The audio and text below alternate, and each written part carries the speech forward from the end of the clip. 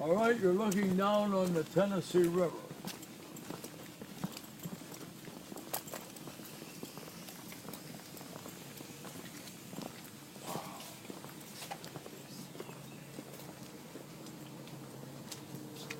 We'll go out here and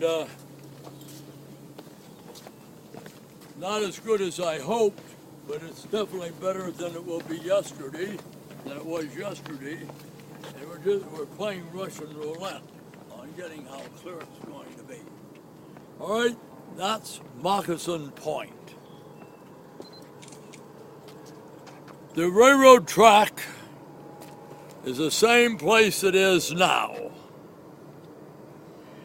And the road, which is present day 41, was much more up the slope than where the interstate is now.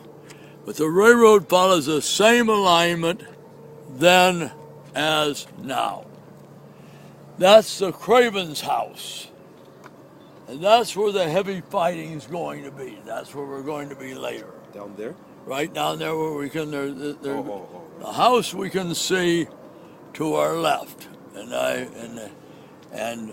the ranger assured us in a van, as long as we have a good driver, and we know we have a good driver, we'll have no trouble getting the van in there. Because I got cured of sucking eggs about 15 years ago when I took a bus in there. And the bus had trouble turning around and blew out a tire. All right, so the river you cannot see here because it sits too close under that shoulder the Craven house is on. That shoulder there is about 20 acres in extent and was cultivated.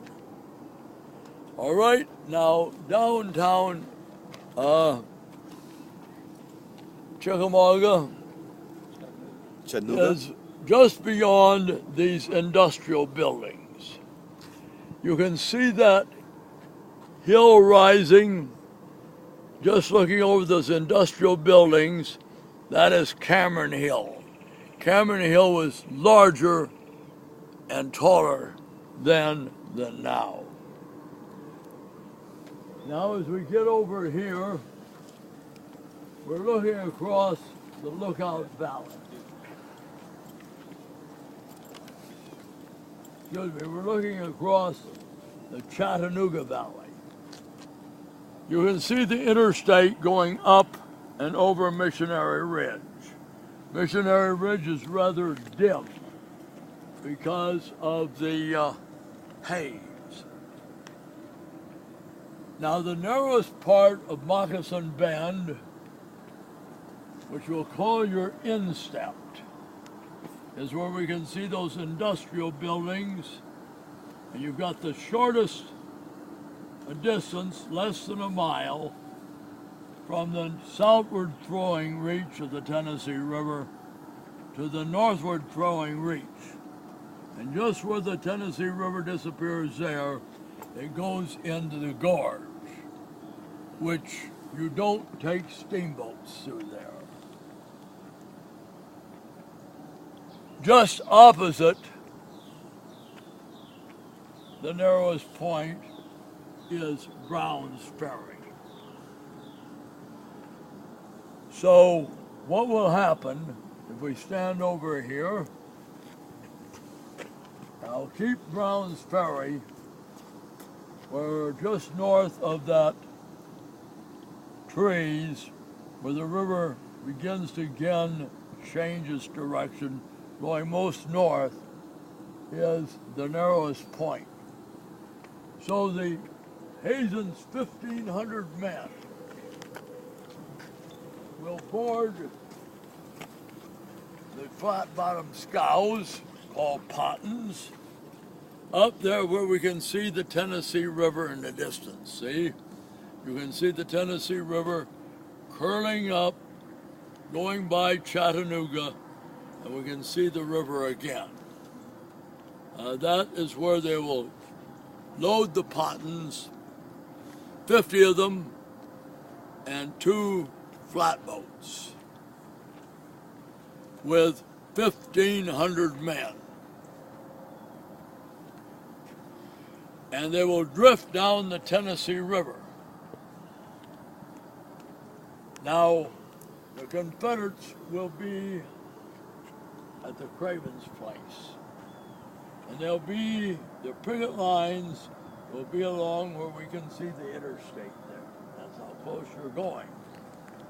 So you're going to wonder if the Confederates are keeping a self watch that night, but they're not.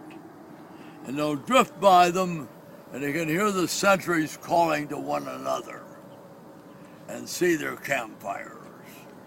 So that means you're going to hold your breath as you're drifting by there. The next time we would see them is when they come into view just north of that industrial area where the river makes another bend. And when they reach that, they'll pull their boats, their 50 flat-bottom scows, and their 2 flatboats, and pull them in to the western shore at Brown's Landing, where there are only 2 Confederate regiments in that entire area. One of them will be those fellows we met at Little Round Top last year, the 15th Alabama under Colonel Oates.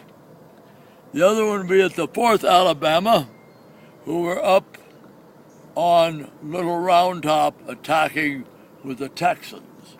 That's all the Confederates that will be watching the western shore of Moccasin Bend. That means there will not be any serious opposition when they land. Meanwhile, if you look at your map, Turchin's men have crossed the Tennessee River.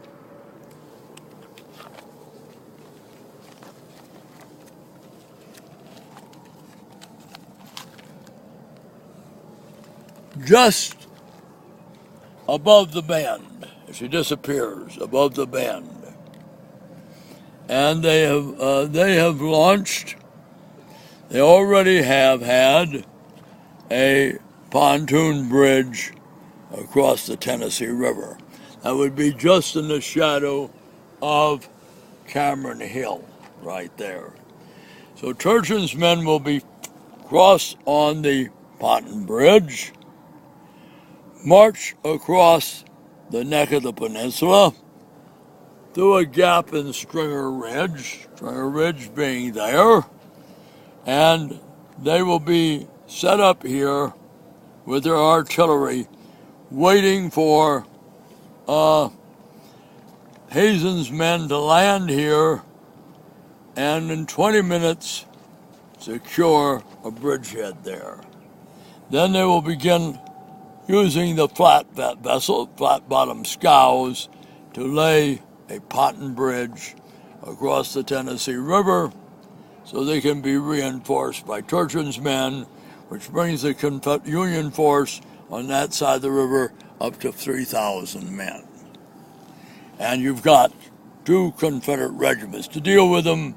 So by 10 o'clock on the morning of the 27th, they have a bridge in position here. Connect with the bridge previous here, and they have possession of a road leading inland and over here to Kelly's Ferry on the Tennessee River at the lower end of the gorge. Any questions? All right, let's go down and get a better view of it.